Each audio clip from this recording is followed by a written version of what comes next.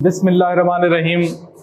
Students, preposition की exercise number 4 तक हमने कर ली थी और टेस्ट के अंदर भी मैंने आपको अनाउंसमेंट में भी बताया था बेटा कि एक्सरसाइज नंबर 4 तक जो है वो टेस्ट में शामिल होंगे। और लास्ट टाइम जो आपका टेस्ट हुआ है उस टेस्ट के अंदर 5 प्रपोजिशंस भी शामिल थी, ताकि वो सिनोनिम्स के साथ साथ और एमसीक्यूज के साथ आपको प्रपोजिशन की जो प्रैक्टिस हम कर रहे हैं, प्रपोजिशन की जो हम तैयारी कर रहे हैं, तो वो प्रपोजिशन भी साथ साथ हमारी तैयार होती रहे। क्योंकि पेपर के अंदर हमारी जो 20 नंबर की ऑब्जेक्टिव बनती है उसमें 10 नंबर के सिनोनिम्स हैं, 5 नंबर की सेंटेंस करेक्शन और 5 नंबर की ये प्रपोजिशन। इस तरह से मिला के टोटल हमारे 20 नंबर बनते हैं ऑब्जेक्टिव के। तो इसके जो मार्क्स बनते हैं वो 5 मार्क्स बनते हैं। यानी कि ये एक्सरसाइजेज की जो हम तैयारी कर रहे हैं, इसको याद कर रहे हैं और इसका टेस्ट दे रहे हैं, तो इट मीन्स कि हमारे इस 5 मार्क्स हमारे इस पोर्शन से कवर हो रहे हैं। हम इस पोर्शन से 5 मार्क्स हम अपने तैयार कर रहे हैं। तो उसी तरह रूटीन के मुताबिक जैसे हम पहले करते रहे हैं, sentence number 1, these are the candidates dash this post. तो कैंडिडेट के साथ हमने प्रपोजिशन सेलेक्ट करनी है। हमारे पास है जी ऑन, टू, फॉर और ऑफ। कैंडिडेट फॉर, किसी भी पोस्ट के लिए जो हम प्रपोजिशन लगाएंगे वो क्या लगाएंगे जी? For. Candidate for this post. These are candidates for, कि ये इस नशिस्त के लिए कैंडिडेट्स हैं, उम्मीदवार हैं। किसी भी नशिस्त के लिए उम्मीदवार होना। उसके बाद बेटा सेंटेंस ना, ये 1 हो गया जी। उसके बाद है जी sentence number 2, you are capable dash solving this problem. You are capable for with to of. You are capable of, अहलियत होना, किसी चीज के लिए अहल होना, काबिल होना। Are you capable of solving this problem? Capable of. उसके बाद सेंटेंस नंबर 3 पे आ जाएं। The circumstances are conducive dash success. Conducive, conducive to होता है बेटे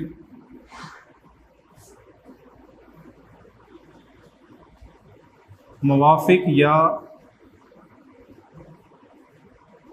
साजगार होना। मुवाफिक या साजगार होना। The circumstances are conducive dash success. The circumstances are conducive to success. किसी भी चीज के लिए मुवाफिक होना, अच्छा होना, बेहतर होना, तो कंड्यूसिव टू। मीनिंग साथ लिखने का मकसद ये है कि थोड़ा वोकैबुलरी में इंप्रूव होगी और मीनिंग से भी आप उसका प्रपोजिशन को सिलेक्ट करने के लिए आपको थोड़ा बहुत हिंट मिल जाता है, थोड़ी बहुत हेल्प मिल जाती है।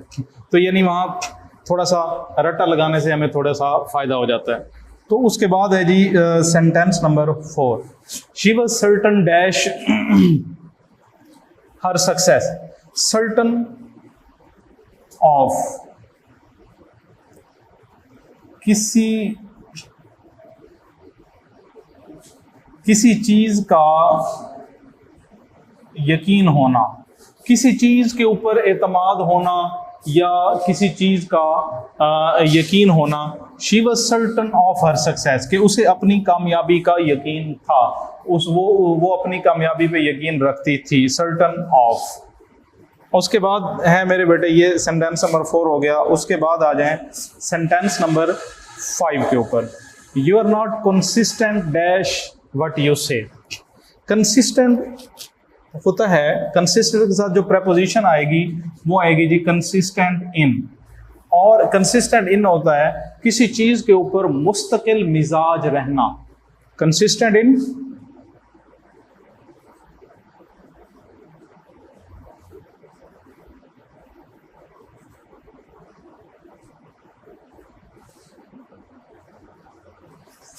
किसी चीज पर मुस्तकिल मिजाज रहना। You are not consistent in what you say, कि आप जो कहते हैं उस पे फिर ठहरते नहीं हैं, उस पे फिर मुस्तकिल मिजाज आप नहीं रहते। तो preposition ऑप्शन में भी to in, ये in preposition दी हुई है, consistent in ये select कर लेंगे। तो जब वो जगह वो फिल करते जा रहे हैं तो फिर नीचे निशान लगाने की ज़रूरत नहीं है, या फिर अगर यहाँ नहीं लिखना तो फिर आप हर प्रोपोजिशन को सर्कल करते जाएं, तो उस तरीके से भी याद करने में आपको आसानी रहेगी।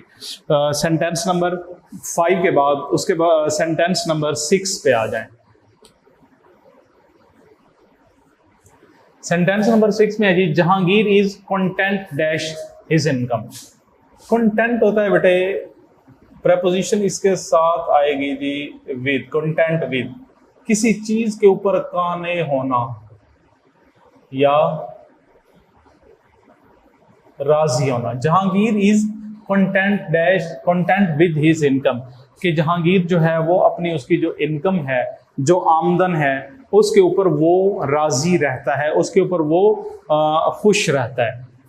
शैला वाज क्लॉथ डैश, ये प्रेपोजिशन है, Shaila was cloth dash beautiful dress. Sentence number 7, cloth in, कपड़ों में मलबूस होने के लिए, कपड़े पहने हुए कपड़ों के लिए क्लॉथड इन, ऑफ टू इन, ये इन प्रेपोजिशन जो है इन, क्लॉथड इन। यहां पे दो वर्ड यूज हो जाते हैं आमतौर पे, तो ये कंफ्यूजन जरा दूर कर लें। ये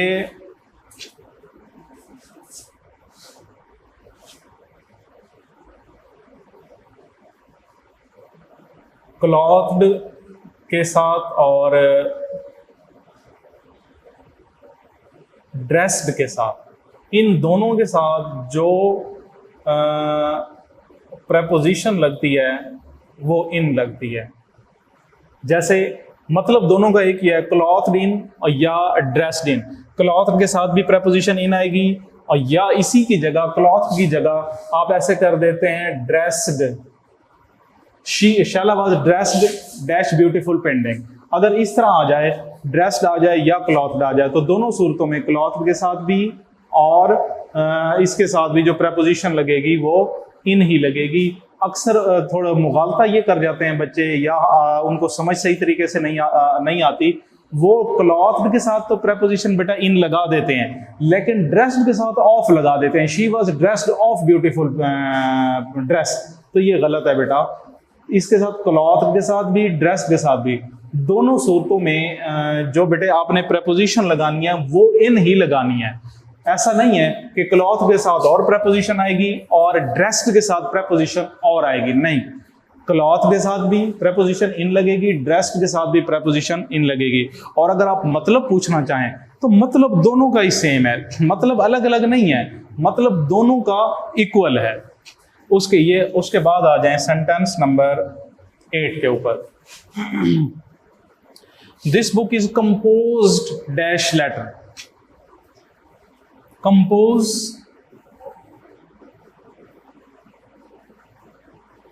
मुश्तमिल होना। This book is composed of. अच्छा, अब यहां थोड़ा सा ये देख लें, कंपोज का मतलब राइट भी होता है, कंपोजिंग का मतलब लिखना भी होता है। कंपोजिंग का जो काम होता है इक्वल टू राइटिंग, जैसे कि राइटिंग होती है तो वैसे ही कंपोजिंग का काम भी होता है। लेकिन जब इसके साथ जैसे हम कहते हैं कि we are composing these letters, we are composing these articles, वहां ये लिखने के मानी में इस्तेमाल आता है और कंपोज के बाद प्रेपोजिशन नहीं लगती। लेकिन जब प्रेपोजिशन के साथ आप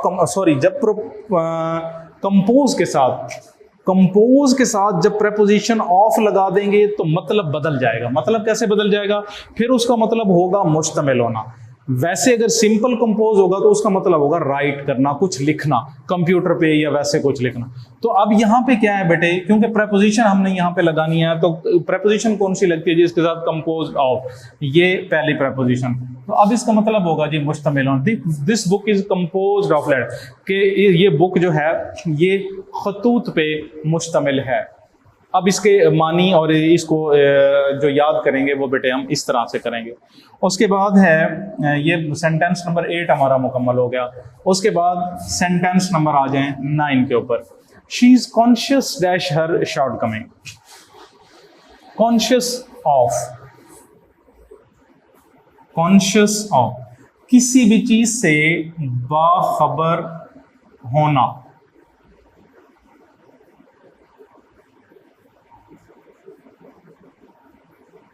किसी चीज से बाखबर होना। She is conscious dash her shortcoming खामियां,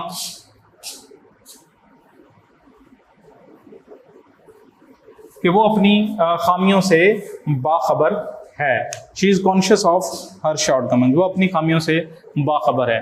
सेंटेंस नंबर 9 हो गया जी। कॉन्शियस ऑफ, इसके साथ जो प्रेपोजिशन लगेगी वो ऑफ लगेगी। उसके बाद आ जाएं सेंटेंस नंबर 9 के ऊपर। Your car is hardly comparable dash mine. Comparable होता है बेटे मवाजना करना। अब इसके साथ जो प्रेपोजिशन लगेगी वो लगेगी जी टू, कंपेरेबल टू, यानी एक चीज को दूसरी चीज के साथ जब आप उसका मुवाजना करते हो, एक चीज का दूसरी चीज के साथ जब आप कंपैरिजन करते हो, कंपैरिजन से कंपेरेबल है बेटे, तो इसके साथ आप प्रेपोजिशन लगाएंगे जी, इसके साथ प्रेपोजिशन लगाएंगे जी टू, कंपेरेबल टू, यानी आपकी कार बामुश्किल ही मेरी कार के साथ उसका कोई मवाजना हो सकता है। तो कंपेरेबल टू और कंपैरिजन और कंपेरेबल, तो ये इसके साथ प्रेपोजिशन लगेगी, कंपैरिजन के साथ प्रेपोजिशन नहीं लगेगी। तो ये सेंटेंस नंबर 10। तो एक्सरसाइज नंबर 5 जो है, जो कि अगले बेटा टेस्ट में भी शामिल होनी है, ये भी आप साथ याद रखेंगे, जिसमें से ये 10 सेंटेंस हैं तो 5 आपके पेपर में आएंगे, 15 अब सिनोनिम्स होंगे और 5 इनमें से कोई से ऐसे रैंडमली उठा के कोई से 5 प्रेपोजिशंस आपके पेपर में भी शामिल होंगे और 15 सिनोनिम्स होंगे। इसको आप अच्छे तरीके से याद कर लेंगे। नेक्स्ट इंशाल्लाह हम एक्सरसाइज नंबर 6 स्टार्ट करेंगे, प्रेपोजिशन की exercise number 6। Thank you very much.